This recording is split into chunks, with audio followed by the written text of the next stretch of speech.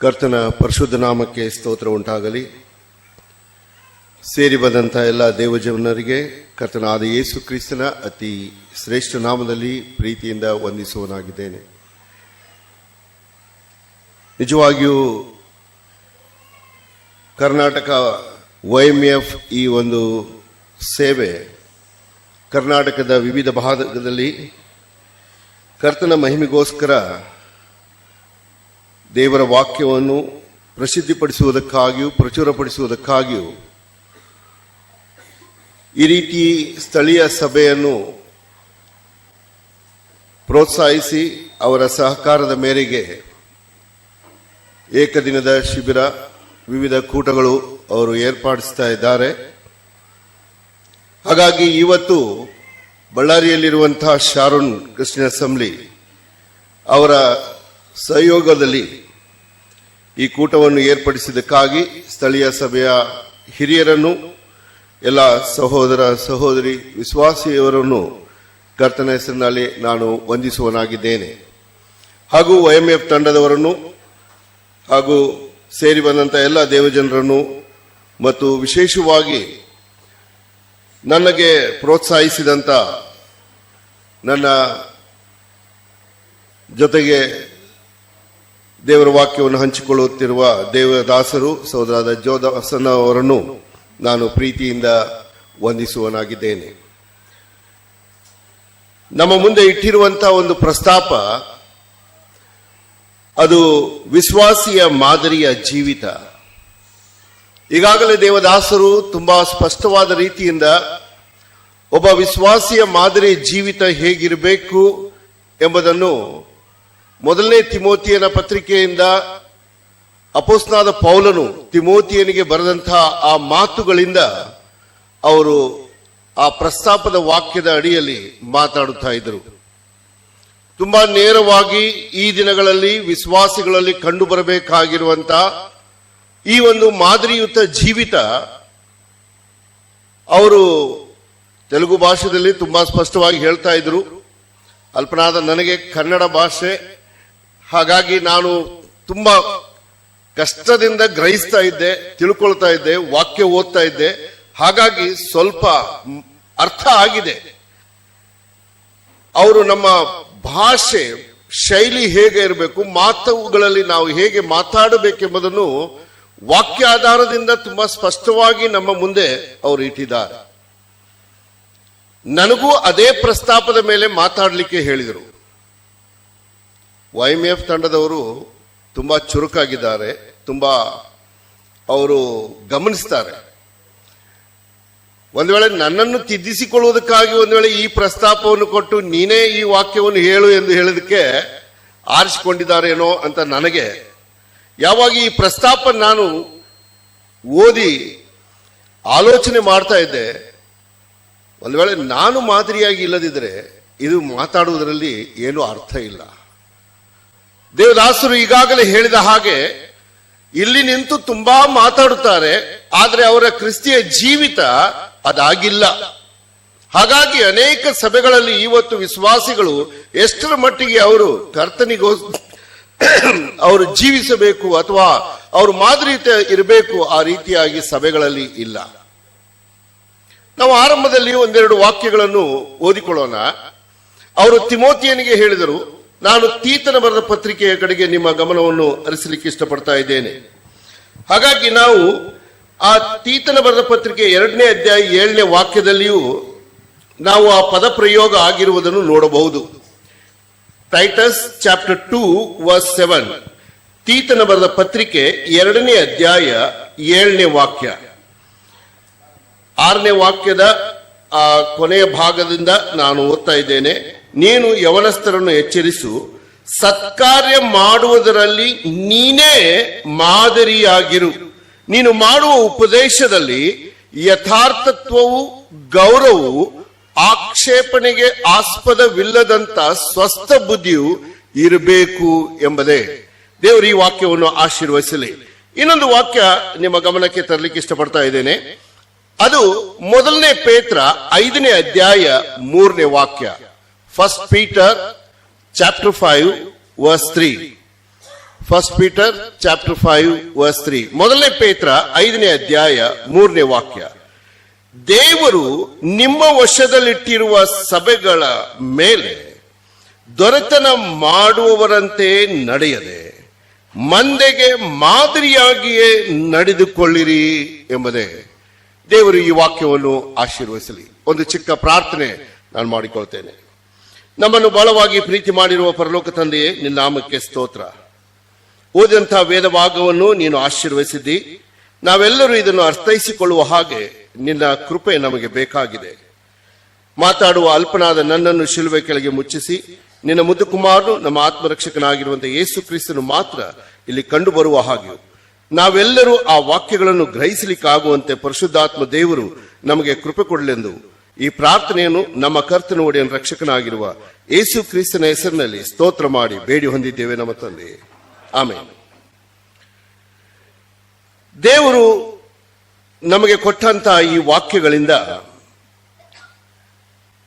ನಾವು ಈ ಲೋಕದಲ್ಲಿ ಸಭೆಯಾಗಿ ಜೀವಿಸುತ್ತಿರುವಾಗ, ಸಭೆಯಾಗಿ ಅನ್ಯೋನ್ಯವಾಗಿರುವಾಗ, ಸಭೆಯಲ್ಲಿಯೂ ಸಮಾಜದಲ್ಲಿಯೂ ಕ್ರೈಸ್ತ ವಿಶ್ವಾಸಿಗಳು ಒಂದು ಮಾದರಿಯುತ ಜೀವಿತ ಜೀವಿಸಲೇಬೇಕು ಎಂಬ ಅಪೇಕ್ಷೆ ದೇವರದು ಆಗಿದೆ. ಕರ್ತನಾದ ಯೇಸು ಕ್ರಿಸ್ತನು ಇದನ್ನೇ ನಮ್ಮ ಪ್ರತಿಯೊಬ್ಬರಿಂದ ಬಯಸುವವನು ಆಗಿದ್ದಾನೆ. ಹಾಗಾಗಿ ನಾನು ಇದರ ಒಂದು ಬುನಾದಿ ಅಥವಾ ಆರಂಭ, ಈ ವಿಷಯದ ಕಡೆಯಿಂದ ನಮ್ಮ ಮಾದರಿಯುತ ಜೀವಿತ ಹೇಗಿರಬೇಕು ಎಂಬುದು ಒಬ್ಬ ವ್ಯಕ್ತಿ ಸತ್ಯವೇದದಿಂದ ಆರಿಸಿಕೊಂಡು ಆತನು ಹೇಗೆ ಮಾದರಿಯುತ ಇದ್ದನು ಎಂಬುದನ್ನು ನಿಮ್ಮ ಮುಂದೆ ಇಡಲಿಕ್ಕಿದ್ದೇನೆ. ಸಮಯದ ಮಧ್ಯದಲ್ಲಿಯೇ ಈ ಎಲ್ಲಾ ವಿಷಯಗಳನ್ನು ನಿಮ್ಮೊಂದಿಗೆ ಹಂಚಿಕೊಳ್ಳಲಿಕ್ಕೆ ನಾನು ಪ್ರಯಾಸ ಪಡುತ್ತೇನೆ. ದೇವಜನರು ಪ್ರಾರ್ಥನೆಯಲ್ಲಿರಬೇಕೆಂದು ನಾನು ವಿನಂತಿಸಿಕೊಳ್ತಾ ಇದ್ದೇನೆ. ನಾನು ಆರಿಸಿಕೊಂಡಂತಹ ಒಂದು ಭಾಗ ಅದು ಕೊಲೊಸ್ಸೆ ಬರೆದ ಪತ್ರಿಕೆ ಮೊದಲನೇ ಅಧ್ಯಾಯ ಅದರ 6ನೇ ವಾಕ್ಯ. ಕೊಲೊಸಿಯನ್ಸ್ ಚಾಪ್ಟರ್ 1 ವರ್ಸ್ 6. ಕೊಲೊಸ್ಸೆ ಬರೆದ ಪತ್ರಿಕೆ ಅದರ ಮೊದಲನೇ ಅಧ್ಯಾಯ 6ನೇ ವಾಕ್ಯ. ನೀವು ದೇವರ ಕೃಪೆಯನ್ನು ಕುರಿತು ಸತ್ಯಾರ್ಥವನ್ನು ಕೇಳಿ ತಿಳುಕೊಂಡ ದಿವಸದಿಂದ ಆ ಸುವಾರ್ತೆಯು ನಿಮ್ಮಲ್ಲಿ ಫಲ ಕೊಟ್ಟು ವೃದ್ಧಿಯಾಗುತ್ತಾ ಬಂದ ಪ್ರಕಾರ ಲೋಕದಲ್ಲೆಲ್ಲ ಹಬ್ಬಿ ಫಲ ಕೊಟ್ಟು ವೃದ್ಧಿಯಾಗುತ್ತಾ ಬರುತ್ತದೆ. ದೇವರು ಈ ವಾಕ್ಯವನ್ನು ಆಶೀರ್ವದಿಸಲಿ. ಈ ವಾಕ್ಯದಿಂದ ನಾವು ಕೆಲವು ಸತ್ಯಗಳನ್ನು ತಿಳ್ಕೊಳ್ಳಬಹುದು. ಮಾದರಿಯುತ ಜೀವಿತಕ್ಕೆ ಬುನಾದಿ, ಅಸ್ಥಿವಾರ ಏನಿದೆ ಎಂಬುದನ್ನು ತಿಳ್ಕೊಳ್ಳಬೇಕು. ನಾನು ಮಾದರಿಯಾಗಿ ಜೀವಿಸಬೇಕು, ಹೌದು ಸರಿ. ಒಬ್ಬ ವಿಶ್ವಾಸಿ ಆತನ ಈ ಲೋಕದಲ್ಲಿ ಜನರು ನೋಡ್ತಾ ಇದ್ದಾರೆ ಅಥವಾ ಜನರು ಅನುಭವಿಸ್ತಾ ಇದ್ದಾರೆ. ಸಭೆಗಳಲ್ಲಿಯೂ ಸಹ ವಿಶ್ವಾಸಿಗಳು ನಾವು ಇರುವಾಗ ಒಬ್ಬ ವಿಶ್ವಾಸಿ ಮತ್ತೊಬ್ಬ ವಿಶ್ವಾಸಿಯನ್ನು ನೋಡುವಾಗ ಯಾವ ಮಾದರಿಯನ್ನು ಅವರು ತೋರಿಸ್ತಾ ಇದ್ದಾರೆ ಎಂಬುದನ್ನು ತಿಳ್ಕೊಳ್ಳಲಿಕ್ಕೆ ಈ ಬುನಾದಿ ತುಂಬಾ ಅವಶ್ಯ. ಒಂದು ಮಗು ಅದು ಮನೆಯಲ್ಲಿ ಬೆಳೆಯುತ್ತಾ ಇದೆ ಎಂದು ಹೇಳುವುದಾದ್ರೆ ಜನರು ಹೇಳ್ತಾರೆ ಅಪ್ಪನ ಹಾಗೆ ಇದ್ದಾನೆ, ಜನರು ಹೇಳ್ತಾರೆ ತಾಯಿಯ ಹಾಗೆ ಇದ್ದಾನೆ. ಹಾಗಾದರೆ ಆ ಮಗು ತಂದೆ ತಾಯಿಗಳನ್ನು ತುಂಬಾ ಗಮನ ಕೊಟ್ಟು ನೋಡಿ ಅವರು ಮಾತಾಡುವ ಶೈಲಿ ಆಗಲಿ, ಅವರು ವರ್ತಿಸುವುದಾಗಲಿ, ಅವರ ಜೀವನ ಕಾಲ ಅದನ್ನು ನೋಡಿ ಆ ಮಕ್ಕಳು ಅದನ್ನೇ ಒಂದು ಜೀವನವನ್ನು ಜೀವಿಸ್ತಾ ಇದ್ದಾರೆ. ಹಾಗೆ ಹೊರಗಡೆಯೂ ಸಹ ಆ ಮಕ್ಕಳು ಆ ತಂದೆ ತಾಯಿಗಳನ್ನು ಹೋಲುವಂತವರು ಆಗಿದ್ದಾರೆ. ಈಗ ನಮಗೆ ವಿಶ್ವಾಸಿಗಳು, ಅದಕ್ಕೆ ಅಪೊಸ್ತಲನಾದ ಪೌಲನು ಕೊಲೊಸ್ಸೆಯಲ್ಲಿರುವಂತಹ ಸಭೆಗೆ ಬರೀತಾ ಇದ್ದಾನೆ. ನಿಜವಾಗಿ ಹೇಳಬೇಕಾದ್ರೆ ಈ ಕೊಲೊಸ್ಸೆ ಸಭೆಯನ್ನು ಅಪೊಸ್ತಲನಾದ ಪೌಲನು ದರ್ಶಿಸಲಿಲ್ಲ, ನೋಡಲಿಲ್ಲ. ಆದರೂ ಸಹ ಅಲ್ಲಿರುವಂತ ವಿಶ್ವಾಸಿಗಳಿಗೆ ಈ ಒಂದು ಪ್ರೋತ್ಸಾಹನ ಮಾತುಗಳು ಅವರನ್ನು ಒಂದು ಮಾದರಿಯುತ ಜೀವಿತ ಜೀವಿಸಲಿಕ್ಕೆ ಉತ್ತೇಜನ ಕೊಡುವಂತದ್ದನ್ನು ನಾವು ನೋಡುತ್ತೇವೆ. 6ನೇ ವಾಕ್ಯ, ಮೊದಲನೇ ವಿಷಯ ನೀವು ಅಲ್ಲಿ ಓದುವುದಾದ್ರೆ ಸುವಾರ್ತೆಯನ್ನು ಕೇಳಿಸಿಕೊಂಡದ್ದು. ಹಾಗಾದ್ರೆ ನೀವು ದೇವರ ಕೃಪೆಯನ್ನು ಕುರಿತು ಸತ್ಯಾರ್ಥವನ್ನು ಕೇಳಿ. ಹೌದು, ನಾವು ಯಾವ ರೀತಿಯಿಂದ ದೇವರ ವಾಕ್ಯವನ್ನು ಕೇಳಿಸಿಕೊಳ್ಳುತ್ತೇವೆ ಆ ರೀತಿಯಾಗಿ ಮಾದರಿಯುತ ಜೀವಿತ ಜೀವಿಸಲಿಕ್ಕೆ ಸಾಧ್ಯ. ನಾನು ಯಾವ ರೀತಿಯಾಗಿ ಸುವಾರ್ತೆಯನ್ನು ಗ್ರಹಿಸಿದನು, ಕೇಳಿದೆನು, ನಾನು ರಕ್ಷಣೆ ಹೊಂದಲಿಕ್ಕೆ ನನಗೆ ದೇವರಿಂದ ಸಿಕ್ಕಿರುವಂತ ಆ ವಾಕ್ಯ ಯಾವುದು, ನಾನು ಹೇಗೆ ರಕ್ಷಿಸಲ್ಪಟ್ಟೆ, ಈ ವಿಷಯವನ್ನು ಆಲೋಚನೆ ಮಾಡುತ್ತಾ ಹೋಗುವುದಾದ್ರೆ ನಿಜವಾಗಿಯೂ ನಾನು ಆ ಕೇಳಿಸಿಕೊಂಡ ವಾಕ್ಯ ನನ್ನ ಜೀವನವನ್ನು ಬದಲಾಯಿಸಿದೆಯೋ? ಅಪೊಸ್ತಲರ ಕೃತ್ಯ 2ನೇ ಅಧ್ಯಾಯ 37ನೇ ವಾಕ್ಯದಲ್ಲಿ ನೀವು ಓದುವುದಾದರೆ, ಆಕ್ಟ್ಸ್ ಚಾಪ್ಟರ್ 2 ವರ್ಸ್ 37, ಅಲ್ಲಿ ಕೇಳಿಸಿಕೊಂಡವರು ಯಾರೆಲ್ಲ ದೇವರ ವಾಕ್ಯವನ್ನು ಕೇಳಿಸಿಕೊಂಡರೋ ಅವರ ಹೃದಯದಲ್ಲಿ ಅಲುಗುನಟ್ಟಂತಾಯಿತು ಎಂದು ಬರೆಯಲ್ಪಟ್ಟಿದೆ. ಅದರ ಅರ್ಥ, ಅವರು ಕೇಳಿಸಿಕೊಳ್ಳುತ್ತಿರುವಾಗಲೇ ದೇವರಾತ್ಮನು ದೇವರ ವಾಕ್ಯದಿಂದ ಅವರ ಹೃದಯವನ್ನು ಪರಿವರ್ತನೆ ಮಾಡಿದನು. ಅವರಿಗೆ ಗೊತ್ತಾಯಿತು, ಹೌದು, ಈ ವಾಕ್ಯ ನನ್ನ ಬಗ್ಗೆ, ನಮ್ಮ ಬಗ್ಗೆ, ನನ್ನ ನಿಜ ಸ್ಥಿತಿಯನ್ನು ತೋರಿಸ್ತಾ ಇದೆ. ಅದು ಒಂದು ದರ್ಪಣದ ರೀತಿಯಲ್ಲಿ ನನ್ನ ವಾಸ್ತವ ಸ್ಥಿತಿಯನ್ನು ತೋರಿಸ್ತಾ ಇದೆ. ನಾನು ದೇವರಿಗೆ ಮೆಚ್ಚುಗೆಯಾದ ಜೀವಿತವನ್ನು ಜೀವಿಸ್ತಾ ಇಲ್ಲ, ದೇವರಿಗೆ ವಿರುದ್ಧವಾಗಿ ಜೀವಿಸ್ತಾ ಇದ್ದೇನೆಂಬ ಅರಿವು ಉಂಟಾದಾಗ ಅವರ ಹೃದಯ ಅಲುಗುನೆಟ್ಟಂತಾಯಿತು ಎಂದು ನಾವು ನೋಡುತ್ತೇವೆ. ನನ್ನ ಪ್ರಿಯ ದೇವ ಮಕ್ಕಳೇ, ಈ ಒಂದು ವಾಕ್ಯಗಳು ನಿಜವಾಗಿಯೂ ನಮಗೆ ಅರ್ಥವಾಗುವಾಗ ನಮ್ಮ ಜೀವನ ಬದಲಾಗುವಂಥದ್ದು ಆಗಿದೆ. ಅದಕ್ಕೆ ನಾವು ಕೇಳಿಸಿಕೊಳ್ಳುವಂಥದ್ದು ಹೇಗೆ? ಇವತ್ತು ನೀವು ಕೇಳಿಸಿಕೊಳ್ತಾ ಇದ್ದೀರಾ. ಅದೇ ರೀತಿಯಾಗಿ ಅಪೊಸ್ತಲರ ಕೃತ್ಯ 16ನೇ ಅಧ್ಯಾಯ 30ನೇ ವಾಕ್ಯ, ಆಕ್ಟ್ಸ್ ಚಾಪ್ಟರ್ 16 ವರ್ಸ್ 30, ಅಲ್ಲಿ ಒಬ್ಬ ಸೆರೆಮನೆ ಅಧಿಕಾರಿ, ಆತನೂ ಸಹ ಆ ಪೌಲ ಸೀಲರನ್ನು ಸೆರೆಮನೆಯಲ್ಲಿ ಹಾಕಿದ ಮೇಲೆ ಅವನು ನಿದ್ದೆ ಮಾಡುತ್ತಾ ಇದ್ದನು. ಆದರೆ ಆ ನಿದ್ದೆ ಹೇಗಿತ್ತು ನನಗೆ ಗೊತ್ತಿಲ್ಲ. ಯಾಕಂದ್ರೆ ಯಾವಾಗ ಈ ವಾಕ್ಯವನ್ನು ನಾನು ಓದಿದೆನೋ, ಸ್ವಾಮಿಗಳೇ, ರಕ್ಷಣೆ ಹೊಂದುವುದಕ್ಕಾಗಿ ನಾನು ಏನು ಮಾಡಬೇಕು ಎಂಬ ಪ್ರಶ್ನೆ ಅವನಿಗೆ ಒಳಗಿಂದ ಬರಬೇಕಾದ್ರೆ, ಒಂದು ವೇಳೆ ಆ ನಿದ್ರೆಯಲ್ಲಿ ಅವರು ಮಾತಾಡುವ ಮಾತುಗಳು, ಪೌಲ ಸೀಲರು ಸ್ತುತಿಸುವಂತಹ ಹಾಡುಗಳು, ಆ ಯೇಸು ಕ್ರಿಸ್ತನ ಆ ಶಿಲುಬೆಯ ಮರಣದ ವಿಷಯದಲ್ಲಿ ಈ ಪಾಪಕ್ಕಾಗಿ ಆತನು ಪಟ್ಟ ವೇದನೆಯನ್ನು ಈ ಸೆರೆಮನೆ ಅಧಿಕಾರಿ ಕೇಳಿಸಿಕೊಂಡಿರಬಹುದು. ಭೂಕಂಪ ಆದ ತಕ್ಷಣ ಸೆರೆಮನೆಯಲ್ಲಿರುವಂತಹ ಕೈದಿಗಳು ಓಡಿ ಹೋದರೆಂಬುದು ತಿಳಿದು ಅರಿತು ಆತನು ಆತ್ಮಹತ್ಯೆ ಮಾಡಿಕೊಳ್ಳಬೇಕೆಂದಿದ್ದನು. ಆ ಕ್ಷಣದಲ್ಲಿಯೇ ಆ ಪೌಲನು ಆತನಿಗೆ ಹೇಳಿದನು, ಯಾವ ಹಾನಿಯನ್ನು ನೀನು ಮಾಡಿಕೊಳ್ಳಬೇಡ.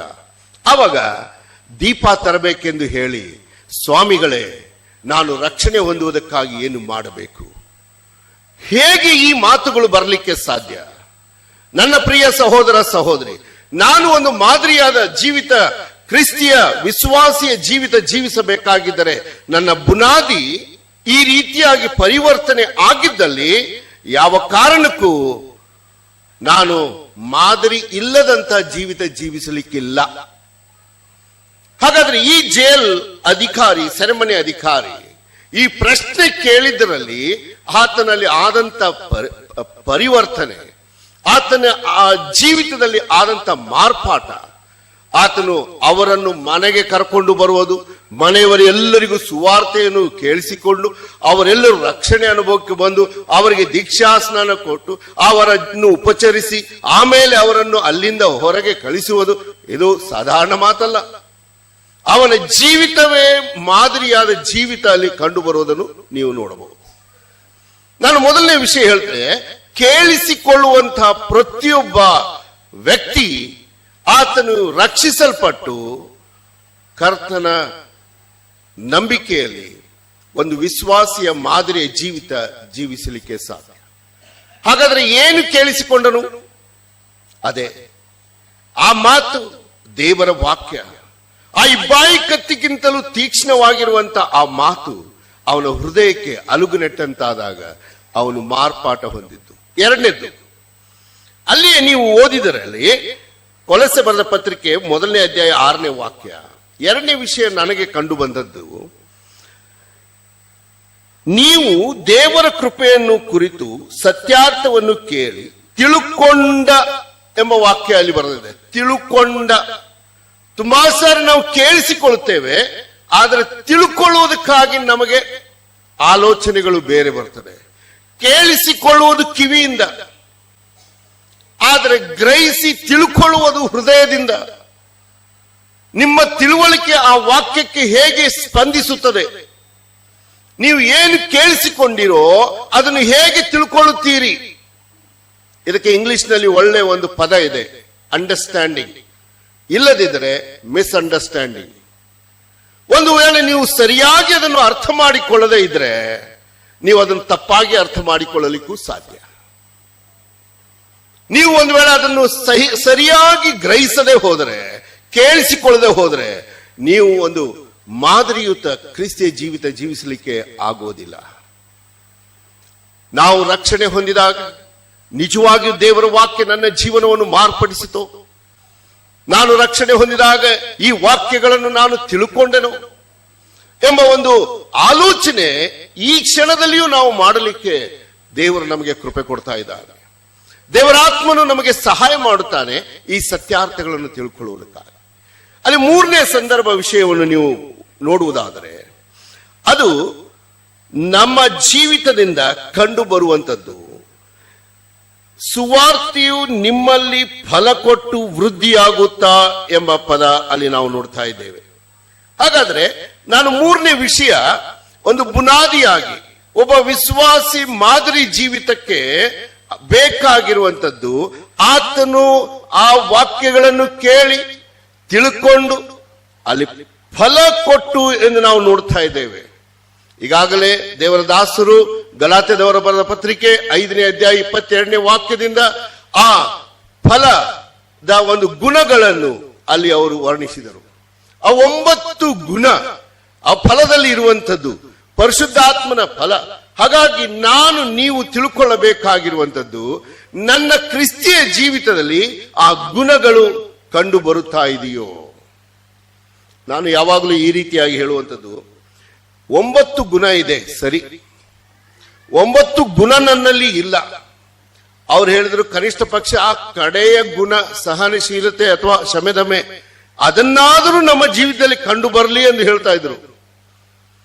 ನಾನು ಯೋಚನೆ ಮಾಡಿದೆ, ಒಂದು ವೇಳೆ ಆರಂಭದ ಪ್ರೀತಿ, ಸಂತೋಷ, ಸಮಾಧಾನ ಇದಂತೂ ಕ್ರಿಸ್ತಿಯ ಜೀವಿತದಲ್ಲಿ ಅಗತ್ಯವಾಗಿರುವಂಥದ್ದು, ತುಂಬಾ ಅಗತ್ಯವಾಗಿರುವಂಥದ್ದು. ಪ್ರೀತಿ, ಸಂತೋಷ, ಸಮಾಧಾನ. ಪ್ರೀತಿ, ಪೇತ್ರನ ಹೇಳಿದ್ರು, ಸ್ವಾಮಿ ನಿನಗೆಲ್ಲ ಗೊತ್ತು, ನಾನು ಎಂಥ ಪ್ರೀತಿ ಮಾಡ್ತೇನೆ ನಿನಗೆಲ್ಲ ಗೊತ್ತು. ಸರಿ, ನಾವು ಅದರಲ್ಲಿಯೂ ಸ್ವಲ್ಪ ಕಡಿಮೆ ಆಗಿದ್ದೇವೆ. ಸಂತೋಷ, ವಿಶ್ವಾಸಿಗಳು ಯಾವಾಗ ಸಂತೋಷವಾಗುವುದು ನೀವೇ ಹೇಳಿ?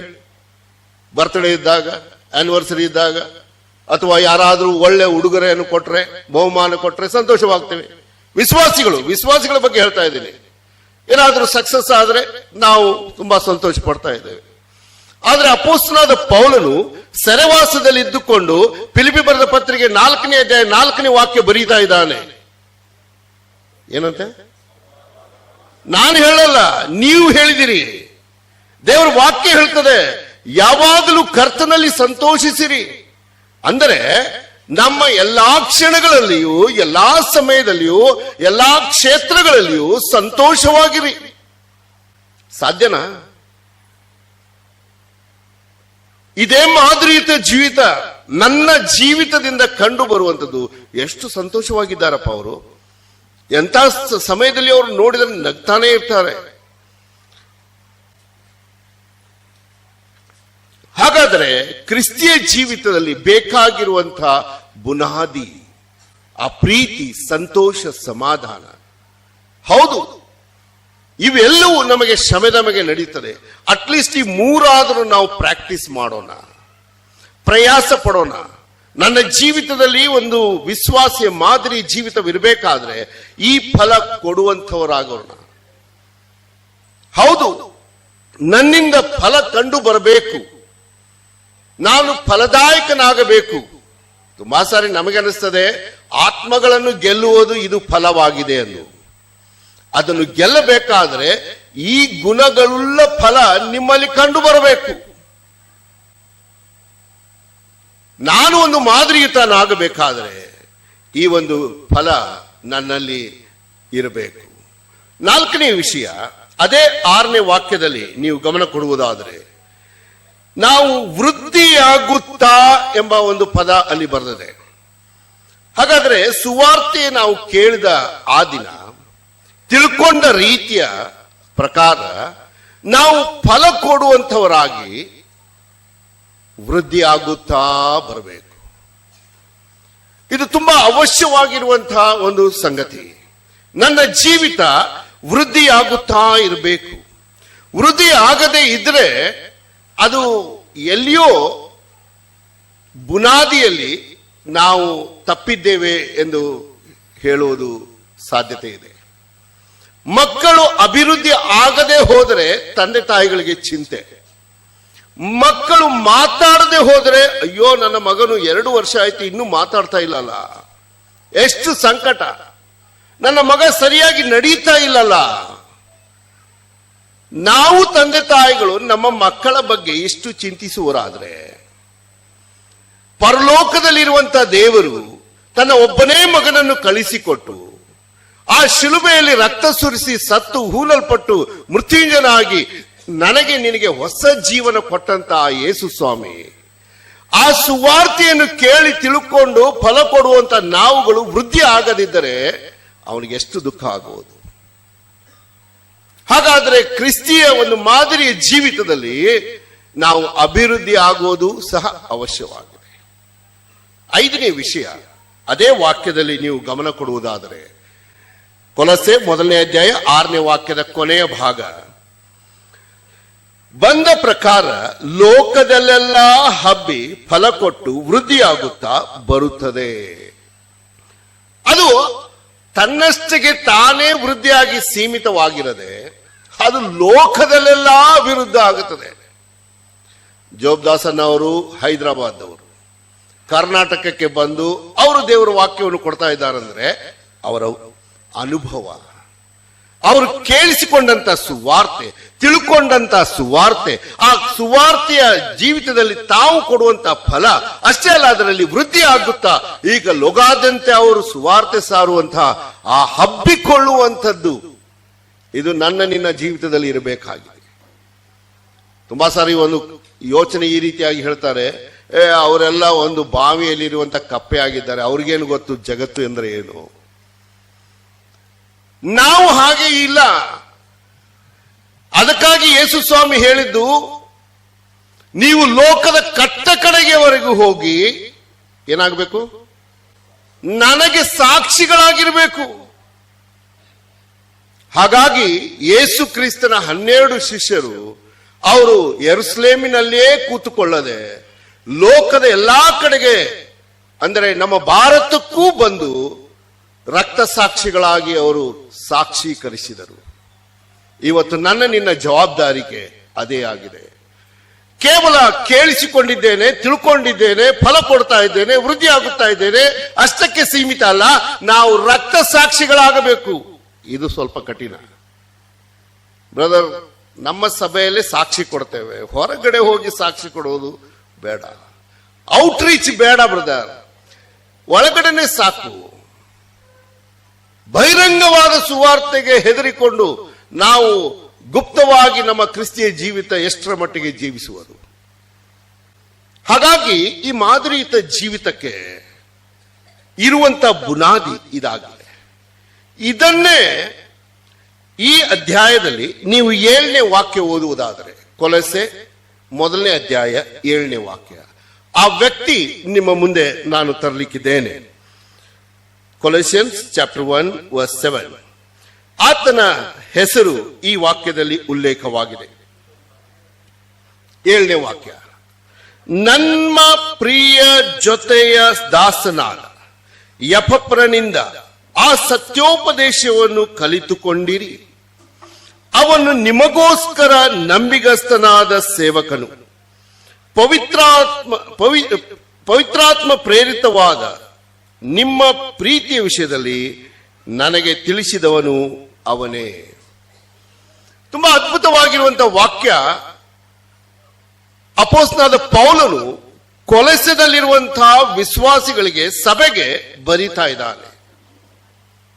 ಈ ವಾಕ್ಯ ಬರೆಯಬೇಕಾದ ಸಮಯದಲ್ಲಿ ಈ ವ್ಯಕ್ತಿ ಎಪಫ್ರನು ಅವನ ಜೊತೆ ಸೆರೆವಾಸದಲ್ಲಿದ್ದಾನೆ. ಹಾಗಾಗಿ ಅವನು ಅವನ ಸಭೆಯ ವಿಷಯದಲ್ಲಿ ತಿಳ್ಕೊಂಡು ಈ ವಿಷಯಗಳನ್ನು ಬರೆಯುತ್ತಾ ಇದ್ದಾನೆ. ಅಪೊಸ್ತಲನಾದ ಪೌಲನು ಕೊಲೊಸ್ಸೆ ಪಟ್ಟಣಕ್ಕೆ ಎಂದಿಗೂ ಹೋಗಲಿಲ್ಲ ಎಂದು ನಾವು ನೋಡಬಹುದು. ಯಾಕಂದ್ರೆ 2ನೇ ಅಧ್ಯಾಯ 1ನೇ ವಾಕ್ಯದಲ್ಲಿ ಬರೆದಿದೆ. ಚಾಪ್ಟರ್ 2 ವರ್ಸ್ 1, ನಿಮಗೋಸ್ಕರವೂ ಲವೋದಿಕೀಯದವರಿಗೋಸ್ಕರವೂ ನನ್ನನ್ನು ಕಣ್ಣಾರೆ ಕಾಣದಿರುವವರೆಲ್ಲರಿಗೋಸ್ಕರವೂ ನನಗೆ ಬಹಳ ಹೋರಾಟ ಉಂಟೆಂದು ನಿಮಗೆ ತಿಳಿದಿರಬೇಕೆಂದು ಅಪೇಕ್ಷಿಸುತ್ತೇನೆ. ಅವನು ಆ ಸಭೆಯನ್ನು ನೋಡಲಿಲ್ಲ, ಆ ವಿಶ್ವಾಸಿಗಳನ್ನು ನೋಡಲಿಲ್ಲ, ಆದರೂ ಅವರಿಗೋಸ್ಕರ ಬರೆಯುವಂತಹ ಈ ಒಂದು ಪತ್ರಿಕೆ. ಹಾಗಾಗಿ ಅಪೊಸ್ತಲನಾದ ಪೌಲನು ಎಪಫ್ರನ ವಿಷಯದಲ್ಲಿ ಬರೆಯುವಾಗ ಅವನ ಒಂದು ವಿಶ್ವಾಸಿಯ ಮಾದರಿ ಜೀವಿತ ಪೌಲನ ಮೇಲೆ ಪ್ರತಿಬಿಂಬಿಸಲು ನಾನು ಈ ರೀತಿಯಾಗಿ ಪದ ಪ್ರಯೋಗ ಮಾಡ್ತಾ ಇದ್ದೇನೆ. ಪೌಲನು ಸಾಧಾರಣ ವ್ಯಕ್ತಿ ಅಲ್ಲ, ಅವನು ಪಂಡಿತನು, ಅವನು ಶಾಸ್ತ್ರ ಪಂಡಿತನು, ಅನೇಕ ಭಾಷೆಗಳನ್ನು ಗೊತ್ತಿರುವನು, ಬಲ್ಲಾತನು, ಆತನು ಮಾತು ವಾಕ್ಚಾತುರ್ಯವುಳ್ಳವನು. ಅಂಥ ವ್ಯಕ್ತಿಯನ್ನು ಯಾರು ಸರಳವಾಗಿ ಮೋಸ ಮಾಡಲಿಕ್ಕಿಲ್ಲ, ಅಥವಾ ನಟನೆಯಿಂದ ವಿಶ್ವಾಸ ಜೀವಿತ ತೋರಿಸ್ಲಿಕ್ಕಿಲ್ಲ. ಅದು ಕ್ರಿಸ್ತಿಯ ಜೀವಿತ ಕೇವಲ ಒಂದು ನಾನು ಕೊಲೊಸ್ಸೆ ಚರ್ಚ್ ಬಿಲೀವರ್ ಮೆಂಬರ್ ಅಂತ ಹೇಳಿ ಪೌಲನಿಗೆ ಶೇಕ್ ಹ್ಯಾಂಡ್ ಮಾಡುವಂಗಿಲ್ಲ. ಅಲ್ಲಿ ತುಂಬಾ ಸ್ಪಷ್ಟವಾಗಿ ಪೌಲನು ಅವನನ್ನು ತಿಳ್ಕೊಂಡಿದ್ದಾನೆ. ಅವನ ವಿಷಯದಲ್ಲಿ ಆತನು ಅರಿತು ಅವನ ಮಾದರಿಯ ಜೀವಿತವನ್ನು ಆ ಸೆರೆಮನೆಯಲ್ಲಿ ನೋಡಿದ್ದಾನೆ.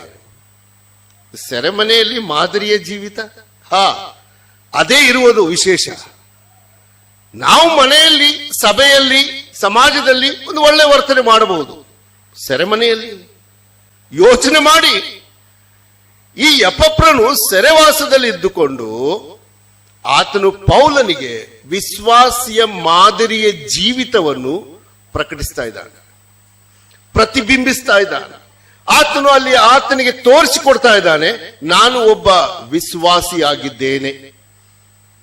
ಪ್ರಿಯರೇ, ಈ ಮಾತುಗಳನ್ನು ನಾವು ಕೇಳಿಸಿಕೊಳ್ತಿರುವಾಗ ನಾನು ಯಾವ ಕ್ಷೇತ್ರದಲ್ಲಿ ನನ್ನ ಸ್ವಾಮಿಯನ್ನು, ನನ್ನ ಕರ್ತನನ್ನು, ನನ್ನ ಕ್ರಿಸ್ತನ ನಂಬಿಕೆಯನ್ನು ಹೇಗೆ ನಾನು ಪ್ರವರ್ತಿಸುತ್ತಾ ಇದ್ದೇನೆ, ಹೇಗೆ ಜನರಿಗೆ ತೋರಿಸ್ತಾ ಇದ್ದೇನೆ, ತುಂಬಾ ಗಂಭೀರವಾಗಿರುವಂತಹ ವಿಷಯ.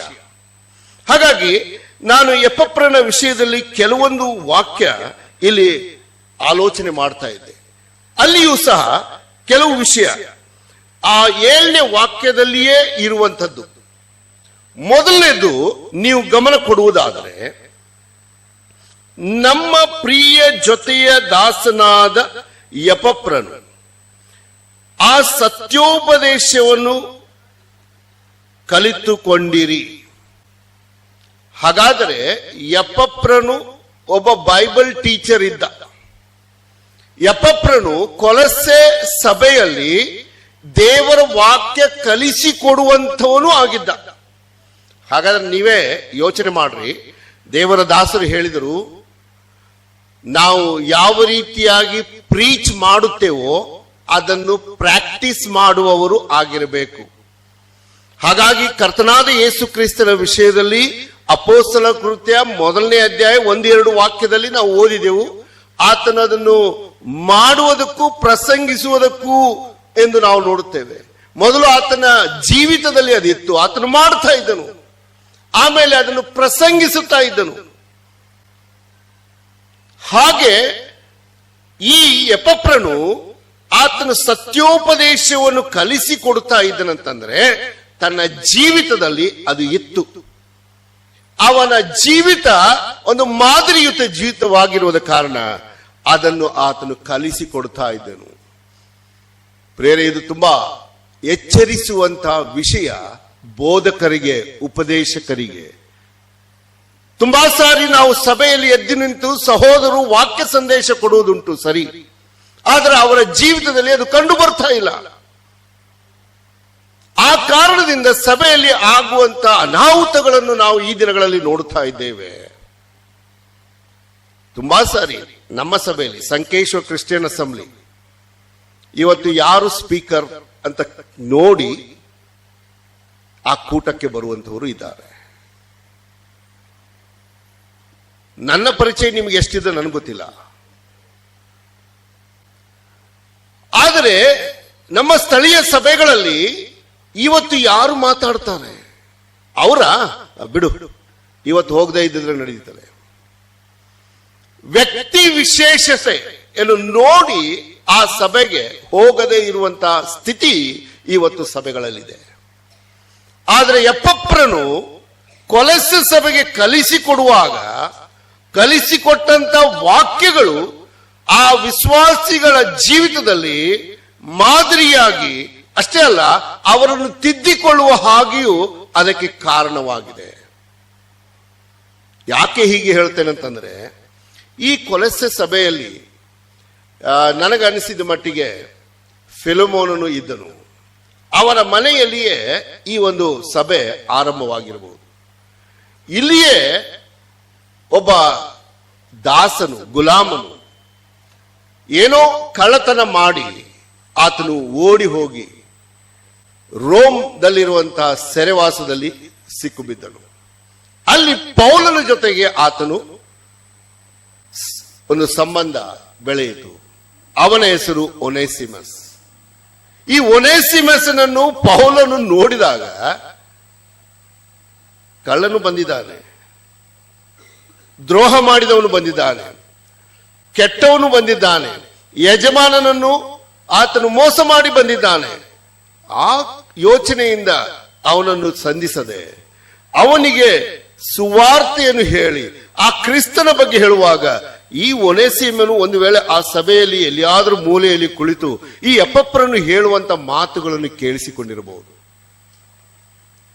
ಆವಾಗ ಅವನಲ್ಲಿ ಆದಂತ ಬದಲಾವಣೆಯನ್ನು ನೋಡಿ ಪೌಲನು ಹೇಳ್ತಾ ಇದ್ದಾನೆ, ಫಿಲಮೋನಿಗೆ ಪತ್ರ ಬರೆದು, ಒನೇಸಿಮನು ನನ್ನ ಸಹೋದರನು, ಈಗ ಅವನು ನಿನ್ನ ಕಡೆಗೆ ಬಂದರೆ ಅವನನ್ನು ಸೇರಿಸಿಕೋ, ದಾಸನಾಗಿ, ಗುಲಾಮನಾಗಿ ಅಲ್ಲ, ಸಹೋದರನಾಗಿ. ಹಾಗಾದರೆ ಈ ಒನೇಸಿಮನ ಜೀವಿತದಲ್ಲಿ ಪರಿವರ್ತನೆ ಆಗಿ ಅವನು ಆ ಪರಿವರ್ತನೆ ಆದಂತ ಜೀವಿತದ ಒಂದು ಮಾದರಿ ಪೌಲನ ಮುಂದೆ ತೋರಿಸಿದಾಗ ಪೌಲನು ಫಿಲಮೋನನಿಗೆ ಒಂದು ಪತ್ರಿಕೆ ಬರೆಯಬೇಕಾಗಿ ಬಂತು. ಈ ಸತ್ಯ ಆಲೋಚನೆ ನಾವು ಎಪಫ್ರನು ಸತ್ಯೋಪದೇಶವನ್ನು ಕಲಿಸಿ ಕೊಡುವುದರಿಂದ ಅಲ್ಲಿ ಈ ಪರಿವರ್ತನೆ ಆಗಲಿಕ್ಕೆ ಸಾಧ್ಯತೆ ಇದೆ. ಅಷ್ಟೇ ಅಲ್ಲ, ಫಿಲಮೋನನು ಸಹ ಆ ಸಭೆಯಲ್ಲಿ ಎಪಫ್ರನ ಮುಖಾಂತರ ಕೇಳಿಸಿಕೊಂಡಂತ ಕಲಿತಂತ ಆ ವಾಕ್ಯಗಳು ಅವನ ಮನಸ್ಸಿಗೆ ತಾಗಿ ಆ ಒನೇಸಿಮನನ್ನು ಗುಲಾಮನಾಗಿ ಅಲ್ಲ, ಸಹೋದರನಾಗಿ ಸ್ವೀಕರಿಸಲಿಕ್ಕೆ ಕಾರಣವಾಯಿತು. ಇವತ್ತು ನನ್ನ ನಿನ್ನ ಜೀವಿತದಲ್ಲಿ ಒಂದು ಸವಾಲು ನಮ್ಮ ಮುಂದೆ ಇದೆ. ಒಂದು ವೇಳೆ ಚಿಕ್ಕ ತಪ್ಪು ನಮ್ಮ ಸಹೋದರನು ಮಾಡಿದರೆ, ನಮ್ಮ ಸಹೋದರಿ ಮಾಡಿದರೆ, ನಾವು ಅದನ್ನು ಮನಸ್ಸಿನಲ್ಲಿಟ್ಟುಕೊಂಡು ಹಾಗೆ ಸಭೆಗೆ ಕ್ರಮವಾಗಿ ಬರ್ತಾ ಇದ್ದೇವೆ. ಅವರು ಅದರ ರೊಟ್ಟಿಯಲ್ಲಿ ಪಾಲು ತೆಗೆದುಕೊಳ್ತಾ ಇದ್ದಾರೆ, ಇವರು ಅದೇ ರೊಟ್ಟಿಯಲ್ಲಿ ಪಾಲು ತೆಗೆದುಕೊಳ್ಳುತ್ತಾ ಇದ್ದಾರೆ. ಒಬ್ಬರಿಗೊಬ್ಬರು ಒಂದು ದಿನವೂ ಕ್ಷಮೆ ಕೇಳಿಲ್ಲ, ಒಂದು ದಿನವೂ ಅವರು ಮಾತಾಡಿಲ್ಲ, ಅವರನ್ನು ನೋಡಿದರೆ ಅವರಿಗೆ ನೋಡಲಿಕ್ಕೆ ಮನಸ್ಸಿಲ್ಲ. ಆ ರೀತಿಯಾಗಿರುವಂತಹ ಕ್ರೈಸ್ತ ವಿಶ್ವಾಸಿಗಳು ಇವತ್ತು ಸಭೆಯಲ್ಲಿ ಎಂಥ ಮಾದರಿಯನ್ನು ತೋರಿಸಲಿಕ್ಕೆ ಸಾಧ್ಯ? ಒಂದು ಸಾರಿ ನಮ್ಮನ್ನು ನಾವು ಯೋಚಿಸಿಕೊಳ್ಳೋಣ. ಎಪಫ್ರನು ಆತನು ಸತ್ಯೋಪದೇಶವನ್ನು ಕಲಿಸ್ತಾ ಇದ್ದನು. ಎರಡನೇ ವಿಷಯ, ಆ ಎಪಫ್ರನ ವಿಷಯದಲ್ಲಿ ನೀವು ಆಲೋಚನೆ ಮಾಡುವುದಾದರೆ ಆ ವಾಕ್ಯಗಳಲ್ಲಿ ಒಂದು ಕೊಲೊಸ್ಸೆ ಬರೆದ ಪತ್ರಿಕೆ 1ನೇ ಅಧ್ಯಾಯ 7ನೇ ವಾಕ್ಯ, ಅಲ್ಲಿ 2ನೇ ಭಾಗ, ಅವನು ನಿಮಗೋಸ್ಕರ ಕ್ರಿಸ್ತನ ನಂಬಿಗಸ್ತನಾದ ಸೇವಕನು ಎಂದು ಬರೆಯಲ್ಪಟ್ಟಿದೆ. ಹಾಗಾದ್ರೆ ಈ ಒಂದು ಪದದಿಂದ ನಾನು ಆರಿಸಿಕೊಂಡದ್ದು ನಂಬಿಗಸ್ತನಾದ. ಹಾಗಾದ್ರೆ ನಂಬಿಗಸ್ತಿಕೆ ಎಷ್ಟರ ಮಟ್ಟಿಗೆ ಅದು ನಮ್ಮಿಂದ ಅಪೇಕ್ಷಿಸುವಂತದ್ದಾಗಿದೆ. ನಾವು ನಂಬಿಕೆ ಇಟ್ಟಿದ್ದೇವೆ ಎಂದು ಹೇಳ್ತಾ ಇದ್ದೇವೆ. ಆದ್ರೆ ದೇವರು ನಮ್ಮನ್ನು ನಂಬುತ್ತಾನ, ಅಥವಾ ಒಂದ್ ಸೈಡ್ ಅಷ್ಟೇ ನಂಬಿಕೆನಾ? ಅಲ್ಲ, ನಾವು ದೇವರನ್ನು ನಂಬುತ್ತೇವೆ ಸರಿ, ದೇವರು ನಮ್ಮನ್ನು ನಂಬುತ್ತಾನ? ನಾವು ಹೇಳ್ತೇವೆ ದೇವರು ನಂಬಿಗಸ್ತನು ಅಂತ. ಅದನ್ನು ನಾವು ನಂಬಿಗಸ್ತರಾಗಿದ್ದೇವಾ? ಈ ಒಂದು ಸವಾಲು ಇವತ್ತು ನಾವು ಪ್ರತಿಯೊಬ್ಬರು ಆಲೋಚಿಸಲೇಬೇಕು. ಯಾಕಂತಂದ್ರೆ ನಂಬಿಗಸ್ತನಾಗಿ ಜೀವಿಸುವುದು ಒಂದು ವಿಶ್ವಾಸಿಯ ಮಾದರಿಯ ಜೀವಿತವಾಗಿದೆ. ಯಾವುದಾದ್ರೂ ಕೆಲಸ ಒಬ್ಬ ವಿಶ್ವಾಸಿಗೆ ಸಭೆ ಹಿರಿಯರು ಅಥವಾ ಸಭೆಯಲ್ಲಿರುವಂತಹ ನಾಯಕರು ಒಪ್ಪಿಸುವಾಗ ಪೂರ್ಣ ಹೃದಯದಿಂದ ಅವರ ಮೇಲೆ ನಂಬಿಕೆ ಇಟ್ಟು ಆ ಕೆಲಸವನ್ನು ಒಪ್ಪಿಸ್ತಾರೆ. ಆ ವ್ಯಕ್ತಿ ಆ ಕೆಲಸವನ್ನು ಮಾಡಿ ಆ ಸಭೆಯಲ್ಲಿ ಅಭಿವೃದ್ಧಿಗಾಗಿ ಕಾರಣವಾಗುತ್ತದೆ. ಒಂದು ವೇಳೆ ಆ ವ್ಯಕ್ತಿ ಅಪನಂಬಿಗಸ್ತನಾದರೆ ಆ ಸಭೆಗೆ ಅನಾಹುತ ಉಂಟಾಗಲಿಕ್ಕೆ ಸಾಧ್ಯತೆ ಇದೆ. ಇವತ್ತಿನ ದಿನ ನಂಬಿಗಸ್ತ ಎಂದು ಹೇಳುವಾಗ ತಕ್ಷಣ ನಮ್ಮ ಮನಸ್ಸಿಗೆ ಬರುವಂತದ್ದು ಆ ಸಭೆಯ ಹಣಕಾಸಿನ ವಿಷಯದಲ್ಲಿ. ಇವತ್ತು ಅನೇಕ ಸಭೆಗಳಲ್ಲಿ ಒಡಕು ತೊಡಕುಗಳು ಉಂಟಾಗುವುದಕ್ಕೆ ಕಾರಣ ಈ ಒಂದು ಕ್ಷೇತ್ರ. ನಂಬಿಗಸ್ತಿಕೆ ಹಣಕಾಸಿನ ವಿಷಯದಲ್ಲಿ ಲೆಕ್ಕಾಚಾರ ವಹಿಸುವಂತದ್ದು. ಹೌದು ಪ್ರಿಯರೇ, ಸಭೆ ಎಷ್ಟು ಅದನ್ನು ಗಂಭೀರವಾಗಿ ಯೋಚಿಸ್ತದೋ ಗೊತ್ತಿಲ್ಲ, ಆದ್ರೆ ಗವರ್ಮೆಂಟ್ ತುಂಬಾ ಗಂಭೀರವಾಗಿದೆ. ಇವತ್ತು 31 ಮಾರ್ಚ್ ಫೈನಾನ್ಸಿಯಲ್ ಇಯರ್, ಅದು ಕೊನೆಯ ದಿನ. ಇವತ್ತು ಲೆಕ್ಕ ಒಪ್ಪಿಸಬೇಕು ಗವರ್ಮೆಂಟ್ಗೆ.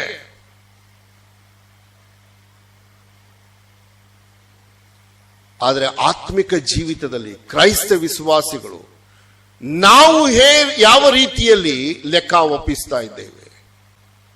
ನಾನು ಈ ಹಣದ ವಿಷಯದಲ್ಲಿ ಹೇಳಿದೆ, ಆದರೆ ಅದಕ್ಕಿಂತಲೂ ನಾವು ಸಭೆಗೆ ಕ್ರಮವಾಗಿರುವಂತಹ ವಿಷಯದಲ್ಲಿಯೂ ಸಹ ಅಷ್ಟೇ ಲೆಕ್ಕ ಒಪ್ಪಿಸುವುದು ಅವಶ್ಯವಾಗಿದೆ.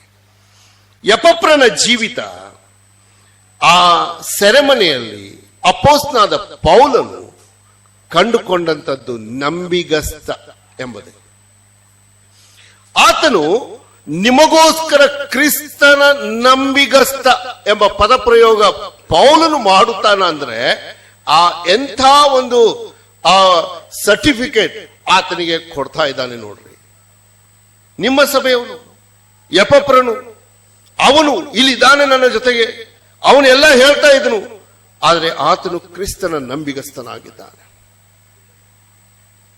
ಮೂರನೇ ವಿಷಯ, ಅದೇ ಎಪಫ್ರನ ವಿಷಯದಲ್ಲಿ ಅಪೊಸ್ತಲನಾದ ಪೌಲನು ಬರೆಯುವಂಥದ್ದು ನಂಬಿಗಸ್ತನಾದ ಸೇವಕನು ಎಂಬ ಪದ.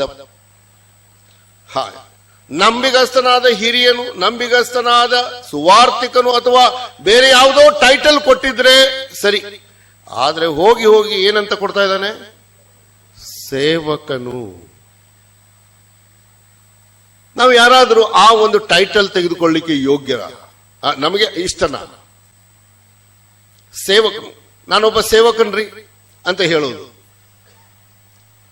ಆದ್ರೆ ಈ ದಿನಗಳಲ್ಲಿ ಕ್ರೈಸ್ತ ಗೋಳದಲ್ಲಿ ಒಬ್ಬ ಸೇವಕನು, ದೇವರ ಸೇವಕನು ಎಂದು ಹೇಳುವಂತ ವ್ಯಕ್ತಿ, ಆತನ ಅಪೇಕ್ಷೆ ಜನರೆಲ್ಲರೂ ನನ್ನನ್ನು ಗೌರವಿಸಬೇಕು, ನನ್ನ ಬ್ಯಾಗ್ ಹಿಡ್ಕೊಂಡು ಹೋಗುವಂತವರಾಗಿರಬೇಕು.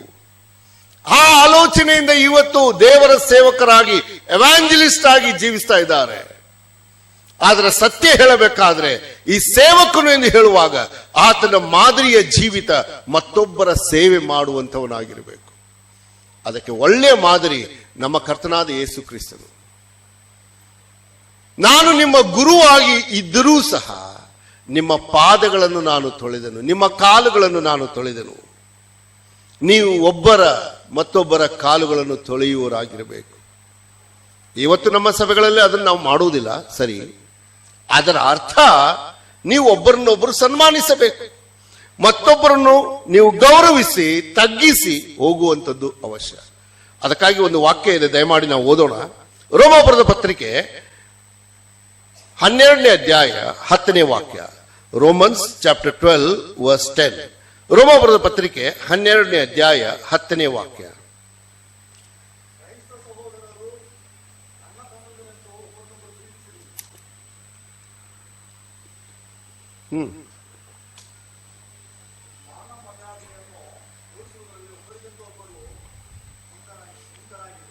ದೇವರಿಗೆ ಸ್ತೋತ್ರ. ಈ ವಾಕ್ಯ ನೀವು ಸಂಪೂರ್ಣವಾಗಿ ಅರ್ಥ ಮಾಡಿಕೊಂಡರೆ ಇದು ಗೊತ್ತಾಗುತ್ತದೆ. ಕ್ರೈಸ್ತ ಸಹೋದರರು ಅಣ್ಣ ತಮ್ಮಂದಿರೆಂದು ಒಬ್ಬರನ್ನೊಬ್ಬರು ಪ್ರೀತಿಸಿರಿ. ಬ್ರದರ್ ಅಲ್ಲಿಗೆ ಸ್ವಲ್ಪ ಫುಲ್ ಸ್ಟಾಪ್ ಮಾಡಿದ್ರು, ಒಳ್ಳೆಯದು. ಪ್ರೀತಿ ತುಂಬಾ ಅವಶ್ಯ, ಅಷ್ಟಕ್ಕೆ ಇಲ್ಲ. ಆ ಮುಂದಿನ ವಾಕ್ಯ ಇದೆಯಲ್ಲ ಅದನ್ನು ಮಾಡಬೇಕು, ಅದನ್ನು ತಿಳ್ಕೊಳ್ರಿ. ಏನಂತೆ? ಮಾನ ಮರ್ಯಾದೆಯನ್ನು ತೋರಿಸುವುದರಲ್ಲಿ ಒಬ್ಬರಿಗಿಂತ ಒಬ್ಬರು ಮುಂದಾಗಿರ್ರಿ. ಈ ವಾಕ್ಯ ಅರ್ಥ ನೀವು ತಿಳ್ಕೊಂಡ್ರೆ ನೀವು ಒಳ್ಳೆ ಮಾದರಿಯಾಗಿ ಜೀವಿಸುವಿರಿ. ಏನು ಈ ವಾಕ್ಯದ ಅರ್ಥ? ನೀವು ಮಾನ ಮರ್ಯಾದೆ ಕೊಡುವುದರಲ್ಲಿ ಒಬ್ಬರಿಗಿಂತ ಒಬ್ಬರು ಮುಂದಾಗಿರ್ರಿ. ಅವರು ಬಂದು ಕೈ ಕೊಟ್ರನೆ ಕೈ ಕೊಡ್ತೇನೆ ಅಲ್ಲ? ಆ ವಾಕ್ಯದ ಅರ್ಥ ಆ ರೀತಿಯಾಗಿದೆಯಾ? ಅಲ್ಲಿದ್ದಾನೆ, ಬರ್ಲಿ, ಅವನು ಬಂದ್ರೆ ನೋಡೋಣ, ಅವನ ಜೊತೆ ಮಾತಾಡೋಣ. ಅದೆಲ್ಲ ಕ್ರಿಸ್ತಿಯ ಜೀವಿತ ಮಾದರಿ. ಅವ್ರು ಅಲ್ಲಿದ್ದಾರೆ, ನನ್ನನ್ನು ನೋಡಿ ಅಲ್ಲಿಂದ ಓಡ್ತಾ ಇದ್ದಾರೆ. ಓಡಿ ಹೋಗು, ಆತನನ್ನು ಭೇಟಿಯಾಗು, ಕೈ ಕುಲುಗಿಸು, ಆತನನ್ನು ಅಪ್ಪಿಕೋ. ಅದು ಕ್ರಿಸ್ತಿಯ ಜೀವಿತದ ಮಾದರಿ. ಇವತ್ತು ಸಭೆಗಳಲ್ಲಿ ಬರುವಂತವರು ಎಷ್ಟೋ ದುಃಖಕರವಾಗಿರುವಂತ ಸಂಗತಿ, ಅವರು ಒಳಗಡೆ ಮಾದರಿಯಾಗಿಲ್ಲ, ಹೊರಗಡೆ ಸಮಾಜದಲ್ಲಿ ಹೇಗಿದ್ದಾರೋ ನಮಗೆ ಗೊತ್ತಿಲ್ಲ. ಒಬ್ಬರಿಗೊಬ್ಬರು ಮಾನ ಮರ್ಯಾದೆ ಕೊಡುವುದರಲ್ಲಿ ಮುಂದಾಗಿರಿ ಎಂದು ವಾಕ್ಯ ಹೇಳುವಾಗ ಅವರು ಒಳಗೆ ಬಂದಿದ್ದಾರೆ, ನನ್ನ ಜೊತೆಗೆ ಅವರು ಕರ್ತನ ಮೇಜಿನಲ್ಲಿ ಪಾಲು ತೆಗೆದುಕೊಂಡಿದ್ದಾರೆ. ಅವರು ಕೇಳಿದ ಸಂದೇಶ ಅದೇ, ನಾನು ಕೇಳಿದ ಸಂದೇಶ ಅದೇ, ಆದರೆ ಹೃದಯದಲ್ಲಿ ಯಾವ ಪರಿವರ್ತನೆ ಇಲ್ಲ. ಬಂದ ಹಾಗೆ ಹೋಗುತ್ತಾ ಇದ್ದೀರಿ. ಹಾಗಾಗಿ ನಮ್ಮ ಜೀವಿತ ಒಂದು ಮಾದರಿಯುತ ಜೀವಿತ ಇಲ್ಲದೆ ಹೋಗಿದೆ. ಎಪಫ್ರನು ನಂಬಿಗಸ್ತನಾದ ಸೇವಕನಾಗಿದ್ದನು, ದಾಸನಾದನು. ಅವರಿಗೆ ಒಂದು ಮಾದರಿಯತ ಜೀವಿತ ಆತನು ಜೀವಿಸಿದನು. ಹಾಗಾಗಿ ಆತನು ಪೌಲನ ಒಂದು ಪ್ರಶಂಸೆಗೆ ಕಾರಣನಾದನು. ನಾವು ಕೊಲೊಸೆ ಬರೆದ ಪತ್ರಿಕೆ 1ನೇ ಅಧ್ಯಾಯದ 7ನೇ ವಾಕ್ಯದಲ್ಲಿ ಆ ಪದವನ್ನು ನಾವು ಓದಿದೆವು. ಈಗ ಆ ಎಪಫ್ರನ ಜೀವಿತದಲ್ಲಿ ಇನ್ನೊಂದು ವಿಷಯವನ್ನು, 4ನೇ ವಿಷಯವನ್ನು ನಾವು ನೋಡಬಹುದು. ಅದೇನಂತಂದ್ರೆ, ಈ ಎಪಫ್ರನು ಪವಿತ್ರಾತ್ಮ ಪ್ರೇರಿತವಾದ ಎಂಬ ಆ ಪದ ಅಲ್ಲಿ ಪ್ರಯೋಗಿಸಲ್ಪಟ್ಟಿದೆ. ಅದು ನಿಜವಾಗಿಯೂ ಕೊಲೊಸ್ಸೆ ಸಭೆಯವರ ವಿಷಯದಲ್ಲಿ ಬರೆಯಲ್ಪಟ್ಟಿದೆ. ಒಂದು ವೇಳೆ ಕೊಲೊಸ್ಸೆ ಸಭೆಯವರು ಪವಿತ್ರಾತ್ಮ ಪ್ರೇರಿತರಾಗಿದ್ದಾರೆ ಎಂಬುದನ್ನು ಅಲ್ಲಿ ಪೌಲನು ಹೇಳಬೇಕಾದ್ರೆ, ಎಪಫ್ರನೂ ಸಹ ಪವಿತ್ರಾತ್ಮ ಪ್ರೇರಿತನಾಗಿದ್ದನು. ನೀನು ಒಬ್ಬ ಕ್ರಿಸ್ತ ವಿಶ್ವಾಸಿಯಾಗಿದ್ದಿ, ವಿಶ್ವಾಸಿಯ ಮಾದರಿಯ ಜೀವಿತ ಜೀವಿಸಬೇಕು, ಪವಿತ್ರಾತ್ಮ ಪ್ರೇರಿತನಾಗಿರಬೇಕು. ಅದಕ್ಕಾಗಿ ಪವಿತ್ರಾತ್ಮ ಇಳಿದು ಬಾ ಎಂದು ಹೇಳಿ ಪ್ರಾರ್ಥನೆ ಮಾಡುವುದು ಅವಶ್ಯವಿಲ್ಲ. ಅದಕ್ಕಾಗಿ ಪವಿತ್ರಾತ್ಮನನ್ನು ಕಾದುಕೊಂಡಿರುವುದು ಅವಶ್ಯವಿಲ್ಲ. ನಾವು ಹೊಸ ಒಡಂಬಡಿಕೆಯ ಸಭೆಯ ಸಿದ್ಧಾಂತದಲ್ಲಿ ಯಾವಾಗ ರಕ್ಷಿಸಲ್ಪಡುತ್ತೇವೋ ಅದೇ ಕ್ಷಣ ಪರಿಶುದ್ಧಾತ್ಮನು ನಮ್ಮ ಹೃದಯದಲ್ಲಿ ಬಂದು ವಾಸ ಮಾಡುತ್ತಾನೆ. ನಮ್ಮಲ್ಲಿ ವಾಸ ಮಾಡುವಂತ ಪರಿಶುದ್ಧಾತ್ಮನು ನಮ್ಮನ್ನು ಪರಿಶುದ್ಧಾತ್ಮನ ಪ್ರೇರೇಪಣೆಯಿಂದ ಎಲ್ಲಾ ಸಮಯದಲ್ಲಿ ನಡೆಸಲಿಕ್ಕೂ ಸಹಾಯಕನಾಗಿದ್ದಾನೆ. ನಾವು ಅದಕ್ಕೆ ಅವಕಾಶ ಕೊಡಬೇಕು. ನಮ್ಮಲ್ಲಿ 2 ಸ್ವಭಾವ ಇದೆ, ಒಂದು ದೈಹಿಕ ಸ್ವಭಾವ, ಒಂದು ಆತ್ಮಿಕ ಸ್ವಭಾವ. ಹಾಗಾಗಿ ನಾವು ದೈಹಿಕ ಸ್ವಭಾವವನ್ನು ಹೆಚ್ಚಾಗಿ ಉಪಯೋಗಿಸುತ್ತೇವೆ ಮತ್ತು ಆತ್ಮಿಕ ಸ್ವಭಾವವನ್ನು ಭಾನುವಾರ ಮಾತ್ರ ಉಪಯೋಗಿಸ್ತೇವೆ ಅಲ್ಲ. ಹಾಗಾಗಿ ಭಾನುವಾರ, ರವಿವಾರ, ವಾರದ ಮೊದಲನೇ ದಿವಸ ಆ ದಿನ ಮಾತ್ರ ನಾವು ಆತ್ಮ ಪ್ರೇರೇಪಣೆ ಎಲ್ಲಿಂದ ಬರ್ತದೆ ನನಗೆ ಗೊತ್ತಿಲ್ಲ, ಆದರೆ ಆ ದಿನ ಮಾತ್ರ ಅವರು ಆತ್ಮೀಯರಾಗಿ ಕಂಡು ಬರ್ತಾ ಇದ್ದಾರೆ. ಆದ್ರೆ ನಾನು ನಿಮಗೆ ಹೇಳಲಿ, ಎಪಫ್ರನು ಸೆರೆಮನೆಯಲ್ಲಿದ್ದಾನೆ.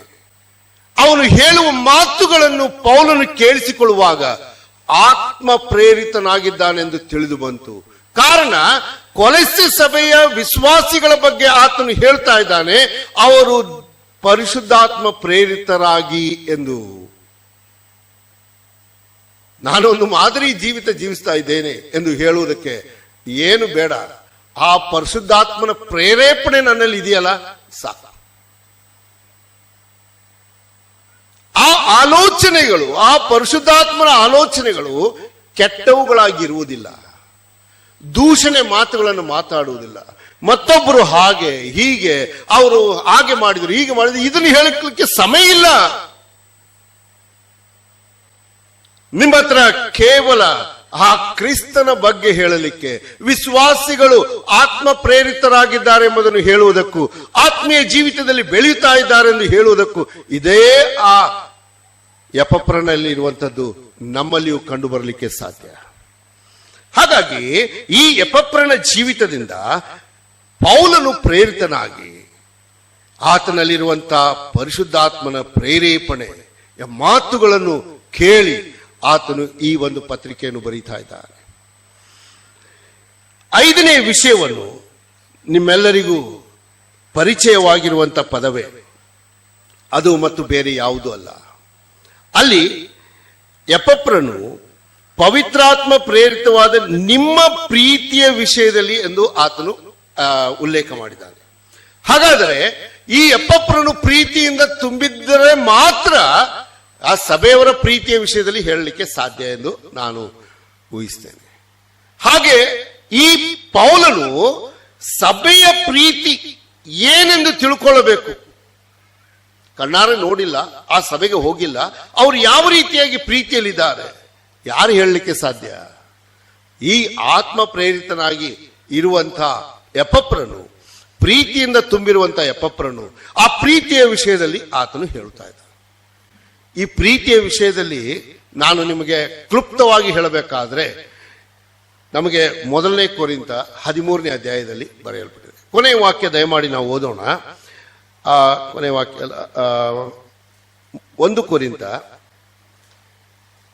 13ನೇ ಅಧ್ಯಾಯ 13ನೇ ವಾಕ್ಯ.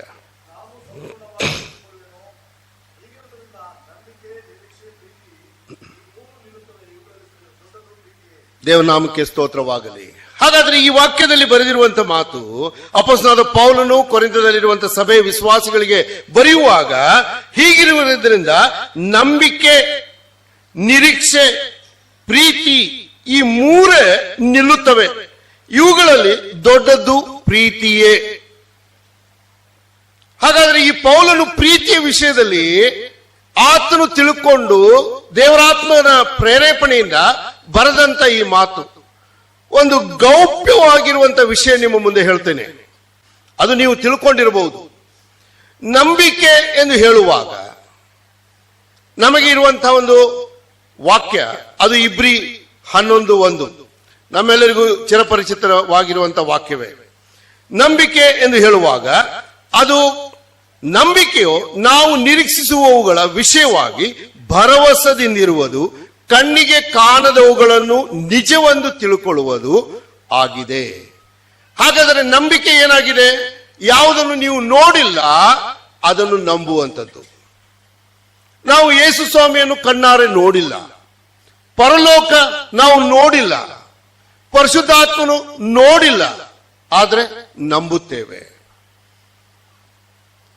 ನಿರೀಕ್ಷೆ ಎಂದು ಹೇಳುವಾಗ ಆತನು ಹೇಳ್ತಾನೆ ನಂಬಿಕೆ, ನಿರೀಕ್ಷೆ. ಹಾಗಾದ್ರೆ ನಿರೀಕ್ಷೆ ಎಂದು ಹೇಳುವಾಗ ಇದೇ ಇಬ್ರಿ 11:1 ಹೇಳುವಂಥದ್ದು ನಿರೀಕ್ಷಿಸುವಂಥವುಗಳು.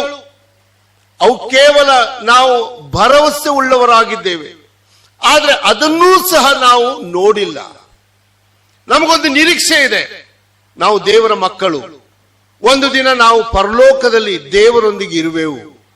ನಮಗೊಂದು ನಿರೀಕ್ಷೆ ಇದೆ, ಯಾವ ರೀತಿಯಾಗಿ ಯೇಸು ಕ್ರಿಸ್ತನು ಸತ್ತವರೊಳಗಿಂದ ಎದ್ದು ಬಂದು ಪರಲೋಕಕ್ಕೆ ಏರಿ ಹೋದನೋ ಅದೇ ರೀತಿಯಾಗಿ ಕ್ರೈಸ್ತ ವಿಶ್ವಾಸಿಗಳು ನಾವು ಸಹ ಎತ್ತಲ್ಪಡುವೆವು ಎಂಬ ನಿರೀಕ್ಷೆ ನಮಗಿದೆ. ಆದರೆ ಇನ್ನೂ ಅದನ್ನು ನಾವು ಅನುಭವಿಸಿಲ್ಲ, ನೋಡಿಲ್ಲ. ಯಾರಾದರೂ ಎತ್ತಲ್ಪಟ್ಟದ್ದನ್ನು ನೋಡಿದ್ದೀರಾ?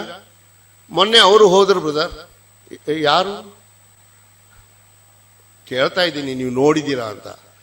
ನಾವು ನಿರೀಕ್ಷೆ ಉಳ್ಳವರಾಗಿದ್ದೇವೆ, ಒಂದು ದಿನ ನಾವು ಎತ್ತಲ್ಪಡುವೆವು, ಸ್ವಾಮಿ ಎತ್ತಲ್ಪಟ್ಟ ಹಾಗೆ.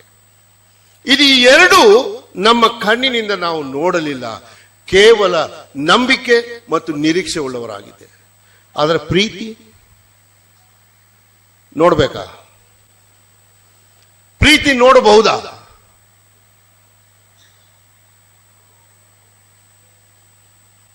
ಇವತ್ತೂ ಸಹ ದೇವರು ಲೋಕದ ಮೇಲೆ ಎಷ್ಟೋ ಪ್ರೀತಿಯನ್ನು ಮಾಡಿದ್ದನ್ನು ನಾವು ಅನುಭವಿಸ್ತಾ ಇದ್ದೇವೆ, ನೋಡುತ್ತಾ ಇದ್ದೇವೆ. ಮಳೆ ಬರ್ತಾ ಇದೆ, ಸೂರ್ಯನ ಬೆಳಕಿದೆ, ಈ ಗಾಳಿ ಇದೆ, ಶ್ವಾಸೋಚ್ಛ್ವಾಸ ಇದೆ, ಎಲ್ಲ ಇದೆ. ಹಾಗಾಗಿ ನಾವು ಆ ಒಂದು ನಿರೀಕ್ಷಿಸಿರುವಂತ ಅಥವಾ ಆ ಒಂದು ನಂಬಿಕೆ ಇಟ್ಟಿರುವಂತ ನೋಡಿಲ್ಲ, ಆದರೆ ನಾವು ಅದನ್ನು ಅನುಭವಿಸ್ತಾ ಇದ್ದೇವೆ. ಅದು ಪ್ರೀತಿ, ದೇವರ ಪ್ರೀತಿ. ದೇವರ ಪ್ರೀತಿ ಇಷ್ಟು, ಇವತ್ತು ಆತನು ನಮ್ಮನ್ನು ರಕ್ಷಿಸಿ ತನ್ನ ಮಕ್ಕಳನ್ನಾಗಿ ಮಾಡಿದ್ದಾನೆ. ನಾವು ಆ ಪ್ರೀತಿಯನ್ನು, ಅದೇ ನಾನು ಹೇಳುವಂಥದ್ದು, ನಾವು ನೋಡಿಲ್ಲ ಎಂದು ಹೇಳಿದರೆ ಅದು ತಪ್ಪು. ಯಾಕಂದ್ರೆ ನಮ್ಮನ್ನು ಒಬ್ಬರನ್ನೊಬ್ಬರು ಪ್ರೀತಿಸುವಂತಹ ಸಹೋದರ ಸಹೋದರಿಗಳಿದ್ದಾರೆ, ರಕ್ತ ಸಂಬಂಧಿಗಳು ಇಲ್ಲ ಅವರು. ಆದ್ರೆ ಅವರ ಪ್ರೀತಿ ನೋಡಿದರೆ ಅದೆಂಥೋ ಒಂದು ಅಪಾರ. ನಾನು ಸಹೋದರಾದ ಲಕ್ಷ್ಮೀಪತಿ ಅವರನ್ನು ಜಮ್ಮು ಕಾಶ್ಮೀರದಲ್ಲಿದ್ದಾಗ ನೋಡಿದೆ. ಏನಪ್ಪ, ಬಳ್ಳಾರಿ ಜಮ್ಮು ಕಾಶ್ಮೀರ ಎಲ್ಲಿದೆ ಮತ್ತು ಬಳ್ಳಾರಿ ಎಲ್ಲಿದೆ? ನಾನು ಕರ್ನಾಟಕ, ಬಳ್ಳಾರಿ ಅಂತ ಅವ್ರು ಹೇಳುವಾಗ ನಾನು ಸಂಕೇಶ್ವರ ಅಂತ ಬೆಳಗಾವಿ. ಓ, ಕನ್ನಡದವರು, ತುಂಬಾ ಸಂತೋಷ ನಮ್ಮಿಬ್ಬರಿಗೆ. ಅವರು ಬ್ರದರ್ನ ಅಸೆಂಬ್ಲಿ, ನಾನು ಬ್ರದರ್ನ ಅಸೆಂಬ್ಲಿ. ನಾವು ಭೇಟಿಯಾದದ್ದು ಒಂದು ಮನೆ, ಆ ಬ್ರದರ್ನ ಅಸೆಂಬ್ಲಿ ಜಮ್ಮು ಕಾಶ್ಮೀರದಲ್ಲಿ. ಏನು ಸಂತೋಷ! ನಾನು ಹೇಳ್ತೇನೆ, ಆ ದಿನದಿಂದ ಈ ದಿನದವರೆಗೂ ಆ ಪ್ರೀತಿಯನ್ನು ನಾವು ಕಳ್ಕೊಂಡೇ ಇಲ್ಲ. ಪ್ರೀತಿ ವಾಸ್ತವವಾಗಿ ಇವತ್ತು ಈ ಲೋಕದಲ್ಲಿ ನಾವು ನೋಡಬಹುದು. ಈ ಲೋಕ ಬಿಟ್ಟ ಮೇಲೆ, ನಾವು ಪರಲೋಕಕ್ಕೆ ಹೋದ ಮೇಲೆ ಆ ಪ್ರೀತಿ ಹಾಗೆ ನಮಗೆ ಕಂಡು ಬರುವುದು. ಈ ಪ್ರೀತಿ ನಿತ್ಯತ್ವಕ್ಕೆ ಇರುವಂತದ್ದಾಗಿದೆ, ಇದು ಎಂದಿಗೂ ಬದಲಾಗುವುದಿಲ್ಲ.